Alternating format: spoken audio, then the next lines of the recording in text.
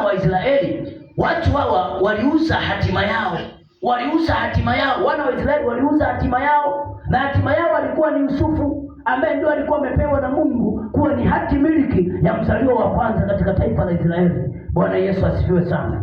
Kwa hiyo walipoiuza ile hatima yao, ndio maana sasa tunaona Yusufu walimuuza. Tutaona hapo ni Nyakati, utasoma Nyakati wa kwanza sura ya 5 mstari wa 2, utaona kwamba waliuzaje hatima yao. Kwa hiyo walipoiuza hatima yao ikawagharimu kwamba ili watoke katika nchi ya Misri, kwa sababu ni nchi ya mateso, inawalazimu watoe sadaka ya ukombozi, watoe sadaka ya kondoo, kwa sababu waliuza hatima yao ambayo ilisimama kama kwao ni kama silaha ya ukombozi. Sasa kwa sababu waliuza, iliwagharimu watoe sadaka ya mwana kondoo. Lakini jambo la pili, hawa watu waliingia Misri kwa sadaka ya pesa, hivyo lazima watoke kwa sadaka hiyo walioingia nayo.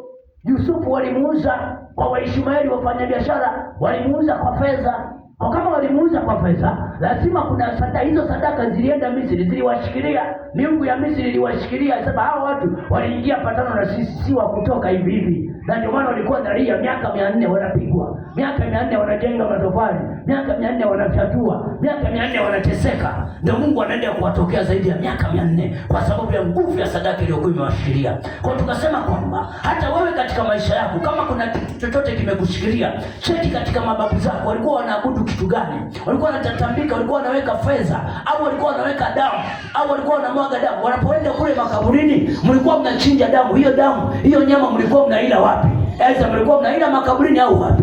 Kwa sasa ile sadaka imewafunga makaburini. Ukiota una roho za kuota na mkia makaburini, maana yake kuna roho zimekufunga za makaburi.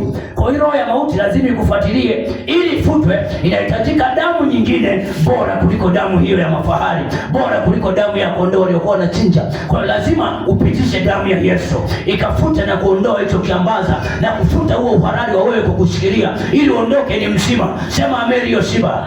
Sema amen hiyo shiba. Bwana Yesu asifiwe. Kwa hiyo jambo la